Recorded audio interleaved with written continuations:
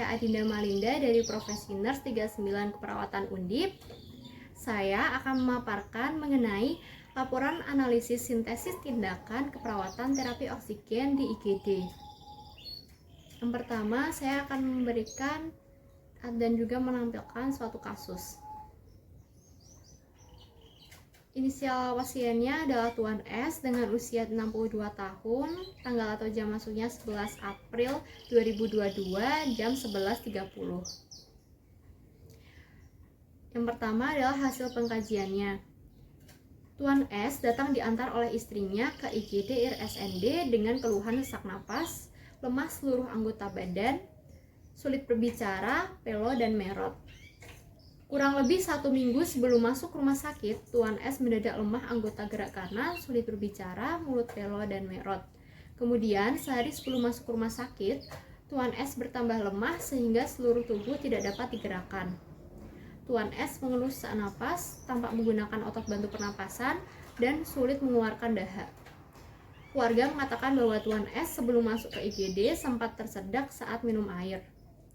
Tuan S pernah datang ke IGD RSND 1 bulan yang lalu karena mengeluh lemah separuh anggota badan, lemah sebelah tangan kiri dan kaki kiri. Klien pernah ada riwayat muntah 1 kali, riwayat penyakit hipertensi, DM, kolesterol, dan kejang.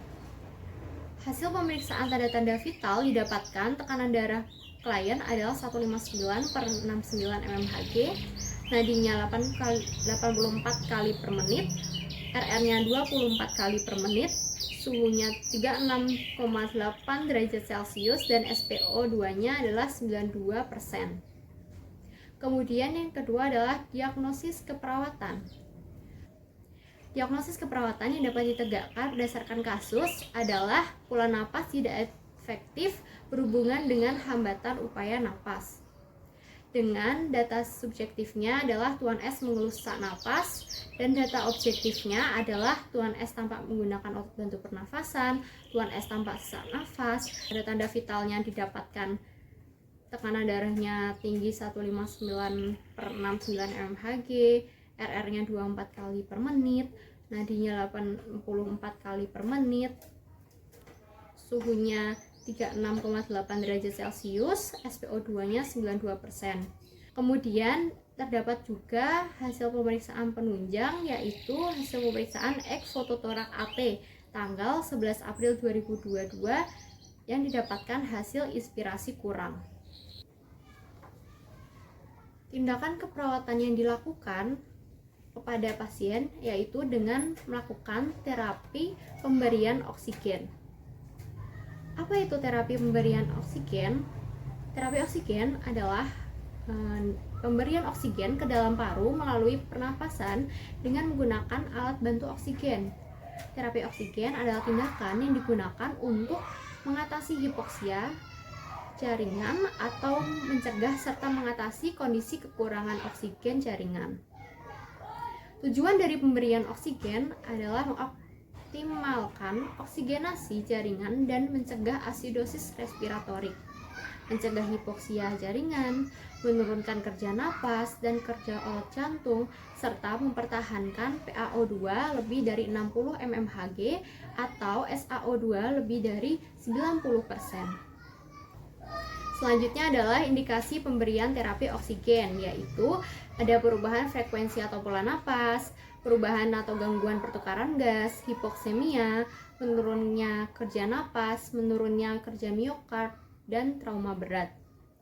Nah, kemudian bagaimana sih cara penata laksanaan dari terapi oksigen? Yang pertama adalah kita lakukan persiapan alat. Alat-alatnya adalah tabung oksigen, humidifier, air distilasi, nasal kanul atau masker oksigen lainnya. Namun dalam kasus ini kita menggunakan nasal kanul, kemudian kasa jika perlu. Nah, untuk cara pelaksanaannya sendiri yaitu pertama, atur posisi klien dengan semi fowler yaitu 30 derajat sampai 45 derajat. Kemudian jelaskan prosedur kepada klien dan keluarga. Kemudian cuci tangan, memakai sarung tangan, mengatur aliran oksigen sesuai dengan kecepatan yang dibutuhkan, biasanya 1-6 liter per menit. Aliran 1-6 5 liter per menit dengan konsentrasi oksigen 24-44%. Kemudian observasi humidifier dengan melihat air. Kemudian memasang nasal kanul pada hidung klien dan kita atur pengikat untuk kenyamanan klien. Kaji cuping, septum, dan mukosa hidung, serta periksa kecepatan aliran oksigen setiap 6-8 jam. Catat kecepatan aliran oksigen, rute pemberian, dan respon klien. Kemudian membereskan alat dan cuci tangan, lalu kita melakukan dokumentasi tindakan keperawatan. Selanjutnya adalah prinsip-prinsip tindakan dari terapi oksigen, yaitu yang pertama, konsentrasi O2 atau oksigen udara inspirasi dapat terkontrol. Kemudian tidak terjadi penumpukan CO2, memiliki tahanan jalan napas rendah, efisien dan ekonomis, nyaman untuk pasien. Kemudian ada analisis tindakan keperawatan yang berdasarkan dengan evidence base yang ada, yaitu terapi oksigen ini terdiri dari 2 sistem, yaitu sistem aliran rendah dan juga sistem aliran tinggi. Pemberian oksigen sistem aliran rendah ini ditujukan untuk klien yang memerlukan oksigen tetapi masih mampu bernafas dengan pola pernafasan normal. Misalnya, klien dengan volume tidal 500 ml dengan kecepatan pernafasan 16-20 kali per menit. Contoh sistem aliran rendah adalah kateter nasal, kanula nasal, sungkup muka sederhana, sungkup muka dengan kantor rebreathing atau rebreathing mask atau RM, sungkup muka dengan kantong non-rebreathing atau non-rebreathing mask atau yang sering kita sebut dengan NRM. Kemudian untuk sistem aliran tinggi adalah suatu teknik pemberian oksigen di mana FiO2 lebih stabil dan tidak dipengaruhi oleh tipe pernafasan, sehingga dengan teknik ini dapat menambahkan konsentrasi O2 yang lebih tepat dan teratur. Contoh teknik ini adalah dengan menggunakan sungkup muka Venturi atau Venturi mask dan sungkup muka aerosol atau dengan ambubek. Nah, bahaya apa yang mungkin muncul dari penggunaan terapi oksigen ini? Yang pertama, ada kebakaran. Oksigen memang bukan zat pembakar, tapi oksigen ini dapat memudahkan terjadinya kebakaran. Oleh karena itu, klien dengan terapi oksigen harus menghindari merokok, membuka alat listrik dalam area sumber oksigen, dan menghindari penggunaan listrik tanpa ground. Kemudian yang kedua adalah depresi ventilasi, di mana pemberian oksigen yang tidak dimonitor dengan konsentrasi dan aliran yang tepat pada klien dengan retensi CO2 dapat menekan ventilasi. Yang ketiga adalah keracunan oksigen. Nah, hal ini bisa terjadi apabila terapi oksigen ini diberikan dengan konsentrasi tinggi dalam waktu yang relatif lama.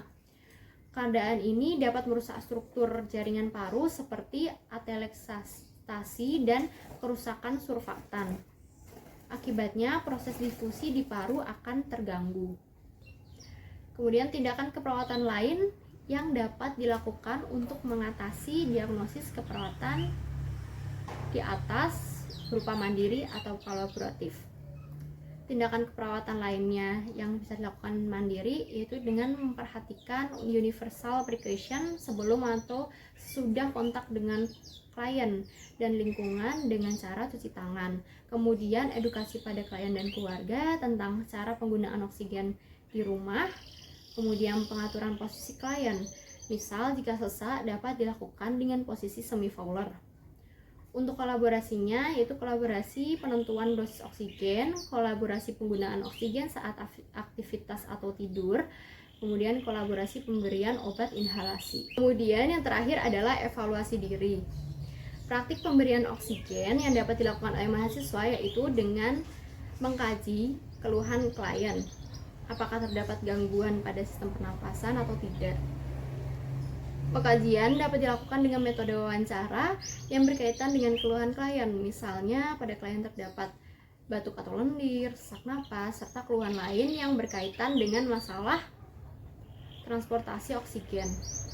Selain itu dapat dilakukan dengan metode observasi, yaitu melakukan pemeriksaan fisik pernafasan. Misalnya melihat kecepatan, irama, kedalaman napas, usaha napas, ada sianosis atau tidak, berkeringat, abnormalitas sistem pernafasan, serta kardiovaskular.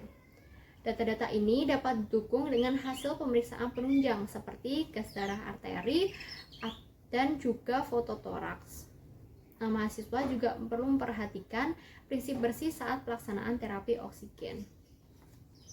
Baik, sekian pemaparan dari saya. Kurang lebihnya mohon maaf. Semoga bermanfaat untuk kita semua. Wassalamualaikum warahmatullahi wabarakatuh. It's 5:50 something and it feels empty inside.